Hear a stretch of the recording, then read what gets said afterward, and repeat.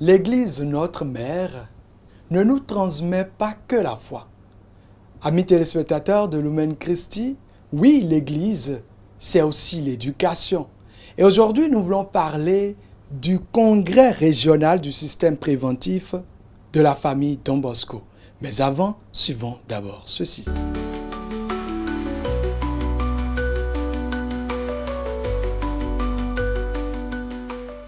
Amis téléspectateurs de Lumen Christi, à nouveau, je vous salue dans le nom de notre Seigneur Jésus-Christ. Et oui, sur ce plateau, je reçois deux invités pour que nous puissions avoir plus de précisions sur ce congrès régional.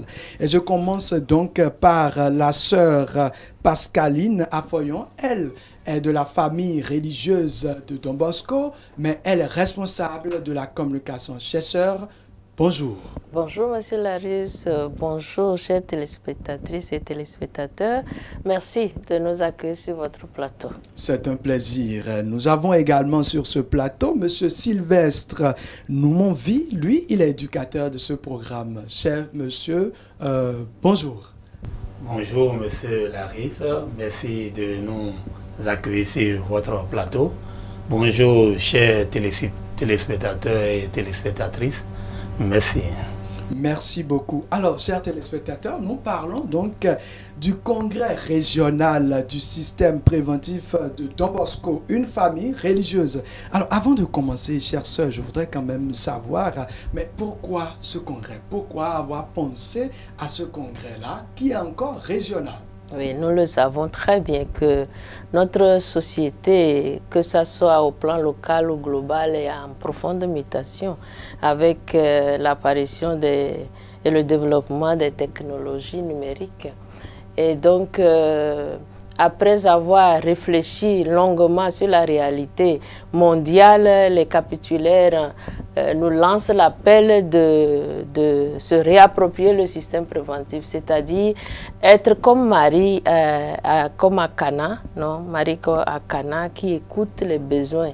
Et donc nous aussi, nous sommes appelés à écouter profondément la réalité qui change et recueillir les besoins des jeunes d'aujourd'hui pour savoir comment les accompagner. La thématique de ce congrès régional est intitulée « L'inculturation du système préventif de Don Bosco dans nos contextes socioculturels ». Mais pourquoi vous parlez d'inculturation? Que signifie inculturation du système préventif? Voilà, j'y arrive. Alors, merci. L'inculturation du système préventif, il faut comprendre par là que c'est de faire vivre les charismes de Don Bosco chez les jeunes et adapter le système préventif aux réalités de nos milieux, de nos différents pays, de nos contextes africains. Il faut comprendre par là également qu'il ne faut pas modifier, ce n'est pas pour modifier les fondements du système préventif qui est basé sur la religion, la raison et l'amour, mais plutôt utiliser des valeurs de Don Bosco pour faire vivre ce charisme auprès des jeunes. Sœur Pascaline, vous êtes de la famille religieuse Don Bosco et on vient encore d'entendre le nom Don Bosco. Le système en question, le système préventif également, est un système porté par cette famille religieuse. Et on ne peut pas quand même parler de ce système et ne pas parler de cette famille religieuse. Parlez-nous brièvement de cette famille religieuse-là, Don Bosco. Et parlez-nous aussi des charismes, voilà, puisque le frère en parlait tout à l'heure de cette famille religieuse. Merci beaucoup. Eh bien, la famille salésienne, c'est une grande famille fondée par Saint Jean Bosco et Sainte Marie Dominique. Saint Jean Bosco a fondé la famille salésienne, les Salésiens de Don Bosco, les volontaires de Don Bosco et plusieurs branches de la famille salésienne. Et donc, après, Don Bosco a vu Marie-Dominique aussi et ils ont fondé ensemble notre congrégation qui fait partie de la grande famille salésienne. Et nous sommes les filles de Marie Auxiliatrice, mais communément on nous appelle les sœurs salésiennes de Don Bosco. Notre charisme spécifique, c'est l'éducation des enfants et des jeunes, surtout les plus vulnérables. Voilà. Donc Raison voilà pour un laquelle peu. vous êtes d'abord ici. Oui. Alors, si on comprend donc que cette famille est quand même issue de deux personnes, Don Bosco et de la religieuse également, Marie. Oui, C'est bien ça. oui, notre famille religieuse, notre congrégation est fondée par Don Bosco et Sainte Marie-Dominique Mazzarello. Merci, chère sœur. Alors, tout à l'heure, nous étions en train de parler du thème là, de ce congrès régional. Mais, chère sœur, je voudrais savoir, mais pourquoi ce thème? Le thème était intitulé « Inculturation du système préventif de Don Bosco dans nos contextes socioculturels ». Mais, chère sœur, pourquoi ce thème? Oui, je crois que c'est très important parce que, comme je l'ai déjà évoqué préalablement, notre société africaine, même mondiale, connaît de grandes mutations avec l'évolution des technologies. Et aujourd'hui, certains spécialistes parlent de l'ère de l'intelligence artificielle. Et le pape Léon XIV nous a offert un grand cadeau sur sa première encyclique Magnificat Humanitas. Et donc, c'est important ce congrès pour comprendre la réalité qui change et comme Marie à Cana recueillir les besoins spécifiques des jeunes, réadapter le système préventif à notre réalité en maintenant les fondements pour pouvoir mieux accompagner les jeunes. Les jeunes des années 60 ne sont pas les jeunes d'aujourd'hui. Et donc, c'est important pour accompagner, comprendre ce qui change, les changements profonds qui adviennent et qui touchent aussi la réalité des jeunes, la manière de vivre, la manière de penser, la manière d'interagir. Parce que Don Bosco a voulu, et Marie-Dominique ont voulu faire des jeunes de bons citoyens et d'honnêtes, de bons chrétiens et d'honnêtes citoyens. Et donc, ce travail éducatif, c'est non seulement pour l'Église, mais aussi pour construire la société. Pour construire également la société. Et ce congrès-là, chère sœur, dites-nous, ce sera pour quand et ce sera où? Oui, le congrès va se dérouler ici à Cotonou, dans l'enceinte de l'école Laura Vicuña, que beaucoup connaissent. Et le congrès va se dérouler du 10 au 12 août de cette année 2026. Et voilà, donc plusieurs personnes participeront à cette grande assise. Parlant justement de participation, Monsieur Sylvestre, est-ce que vous pouvez nous aider à connaître quand même qui peut participer, puisque les téléspectateurs en nous suivant sont certainement impatients, surtout les parents et les acteurs du système éducatif souhaitent quand même découvrir, pourquoi pas, ce système-là préventif en matière d'éducation. Alors, je vous laisse la parole pour que vous puissiez nous donner quand même une idée sur qui peut participer. Alors, merci beaucoup. Nous n'allons pas exclure les différentes classes sociales.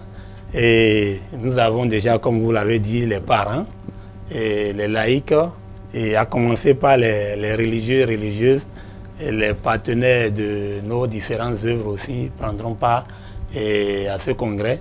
Il y a les 7 pays afro, et le Togo, le Bénin, et la Côte d'Ivoire, le Burkina, le Mali, et les participants viendront de ces différents pays pour bénéficier de la richesse du système préventif. Alors, chers sœurs, mais comment pour toutes ces personnes-là, issues de toutes ces régions-là, hors du Bénin, et c'est sûr, tout le monde ne peut pas participer aussi à ce congrès-là, mais comment suivre ce congrès-là, même si on n'est pas présent physiquement? Effectivement, merci pour cette question importante. Eh bien, l'organisation, le comité d'organisation a pensé à cela et donc le congrès sera transmis en streaming sur notre site officiel et sur nos réseaux sociaux. Quels sont les objectifs de façon concrète que vous souhaitez atteindre en organisant ce congrès-là? Oui, nous voulons nous réapproprier le système préventif dans son vécu quotidien et de manière à être une présence efficace auprès des jeunes de nos différents contextes. Ça, c'est un des objectifs. L'autre objectif aussi, c'est de faire connaître le système préventif. Parce que quand on dit système préventif, c'est le contraire du système répressif. Souvent, nous pensons qu'il faut éduquer avec la force, avec la violence, la chicotte. Mais en réalité, Don Bosco, dans son expérience, a prouvé, non, que ce n'est pas la force, ce n'est pas les chicottes, ce n'est pas ça qui change fondamentalement l'être, mais c'est l'amour. C'est pour ça qu'il va dire que l'éducation, c'est une affaire de cœur. Même si l'éducation est une affaire de pensée aussi, parce qu'il faut penser le processus de l'enfant. Mais tout d'abord, il faut que l'enfant se sente aimé. Il faut que le jeune se sente aimé. Et à partir de cela, on peut construire un itinéraire de croissance. On peut aider le jeune à connaître la place de Dieu dans sa vie, que Dieu est capable d'orienter sa vie vers la plénitude. Excellent. Et donc, l'aider aussi à développer la raison, pour savoir discerner le bien, le mal, et orienter décisivement sa vie vers le bien et le bonheur. Parce que en réalité, l'éducation, comme M. Sylvestre l'a si bien dit, l'éducation préventive de Don Bosco, c'est l'espérance pour aujourd'hui et pour demain. Et celui qui n'espère pas a tout perdu, justement. Alors, nous sommes en train de parler depuis un bon moment du système préventif, mais on voudrait quand même bien avoir une idée concrète du contenu de ce système-là. Alors, chers soeurs, déjà, quels sont les fondements de ce système-là? Eh bien, les fondements sont trois. Je viens de les évoquer implicitement. Et le premier, c'est l'affection. Le jeune, pour accompagner un enfant, pour accompagner un jeune, pour l'aider à grandir, il faut croire en lui, il faut lui donner la confiance, il faut qu'il se sente aimé. Don Bosco disait, faites tout pour que les jeunes sentent que vous les aimez. Donc, le premier pilier, c'est l'affection. Le second pilier, c'est la religion. C'est-à-dire, ce n'est pas l'éducateur ou bien les parents qui changent fondamentalement. Ils ont leur contribution à donner, non, pour la croissance de l'enfant et du jeune. Mais en réalité, c'est Dieu qui oriente la personne humaine, qui l'oriente décisément et qui le fait croire. Donc, fait connaître aux jeunes Dieu qui est Dieu et que Dieu l'aime. Et donc, cette dimension spirituelle qui est très importante. L'autre dimension importante aussi, c'est la raison. La personne humaine a de la raison, et la raison, c'est un élément important, fondamental, un des éléments de l'être humain.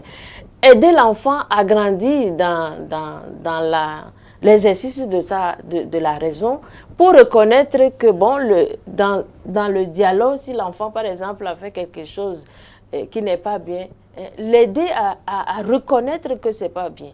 C'est seulement en reconnaissant cet tort qu'on peut repartir. Et donc, Don Bosco, dans son expérience, même Marie-Dominique, notre cofondatrice aussi, va dire la même chose. C'est très important d'accompagner le jeune en se basant sur ces piliers-là, l'affection, la religion et la raison. Merci beaucoup, sœur Pascaline. Monsieur Sylvestre, et toujours parlant de ce système préventif, vous utilisez, je l'ai dit à l'entame, et même dans le thème, c'est ressorti encore, vous parlez d'inculturation. Donnez-nous un peu plus de précision quand vous parlez d'inculturation du système préventif.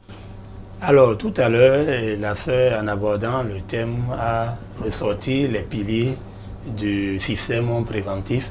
Et la raison, la religion et l'affection. Alors, l'inculturation, Don Bosco déjà, par le passé, il a dit qu'il a fait le dessin et à nous de mettre les couleurs. C'est-à-dire les réalités d'aujourd'hui ne sont plus les réalités d'hier. Les jeunes sont confrontés à des difficultés et cherchent des repères. Par conséquent, si il faut toujours garder le système préventif tel qu'on le vivait, si on doit continuer encore dans le même chemin, on risque de laisser les jeunes à côté parce que le numérique change. Les réalités socio-culturelles également changent. Hier, il n'y avait pas de lois. Aujourd'hui, les lois, comme vous le savez aussi, évoluent. Il y a beaucoup de lois qui sortent. Mais ces lois n'étaient pas là hier.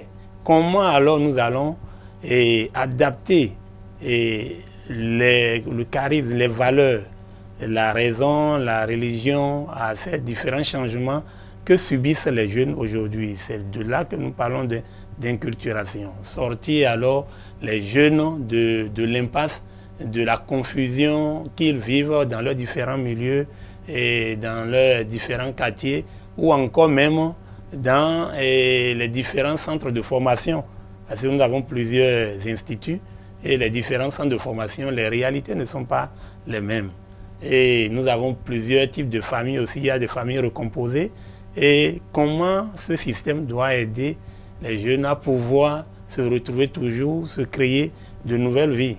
Le système fonctionne comme, vous prenez par exemple une graine qui est dans le sol, et le système n'apporte quoi? De l'eau. La graine a déjà son mécanisme de fonctionnement. C'est quand elle va grandir, pousser correctement, que vous verrez que cette graine a des fleurs, a des feuilles jaunes, ainsi de suite. Donc le système est comme ça pour le jeune. Le système accompagne le jeune et le jeune, en grandissant, découvre ses valeurs, ses qualités et qui lui permettent de s'épanouir dans la vie.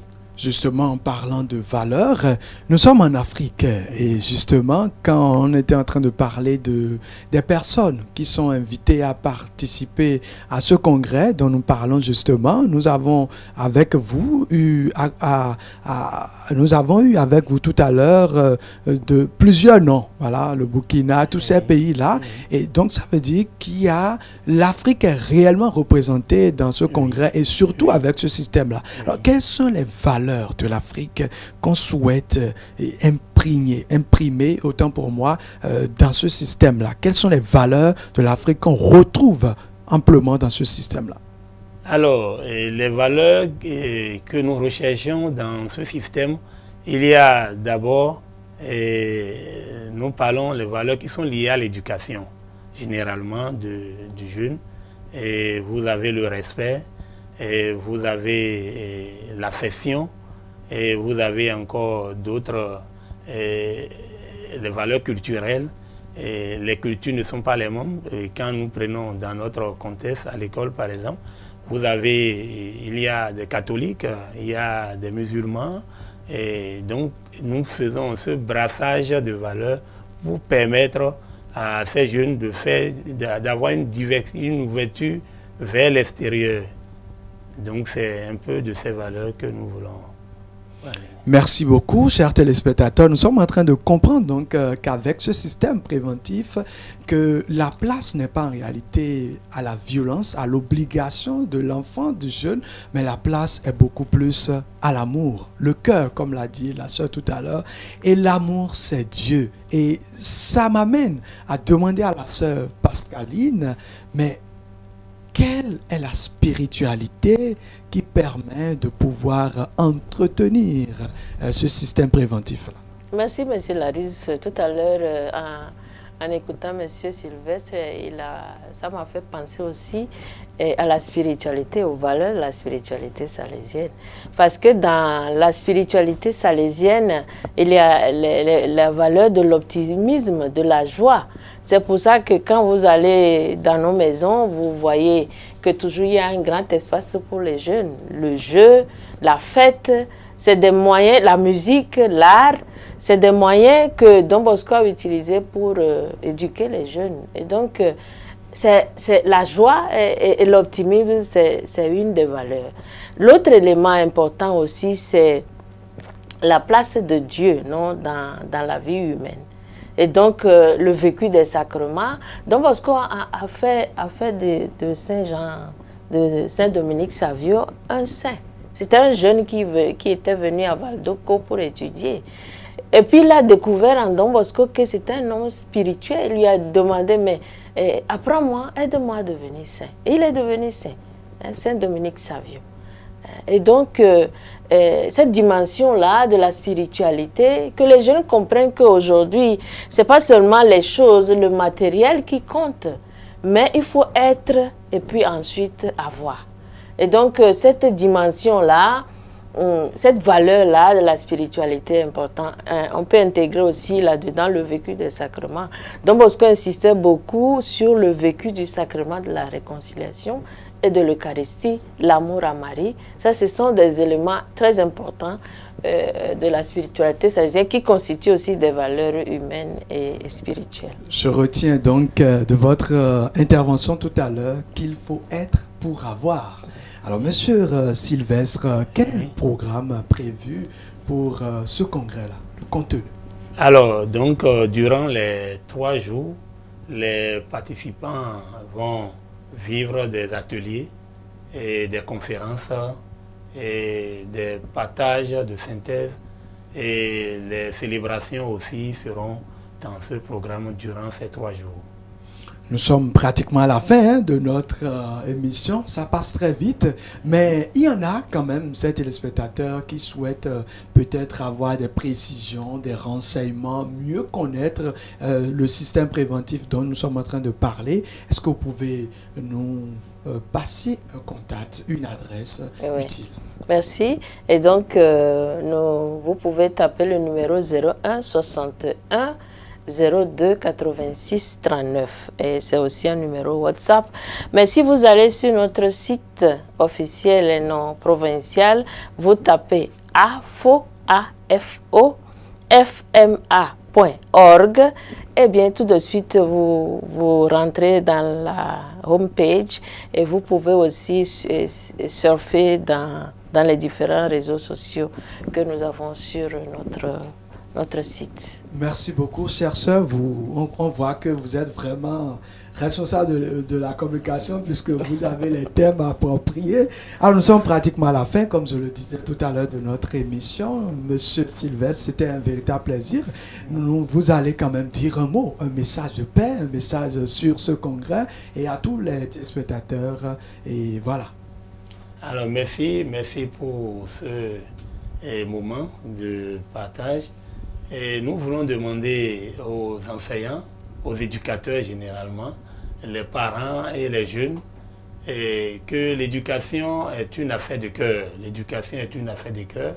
Et le système préventif nous rappelle qu'un jeune grandit et lorsqu'il se sent écouté, et aimé, accueilli et valorisé, surtout l'écoute. Nous devons écouter les jeunes afin de construire une éducation humaine basée sur les réalités africaines et permettre une ouverture pour l'avenir des jeunes.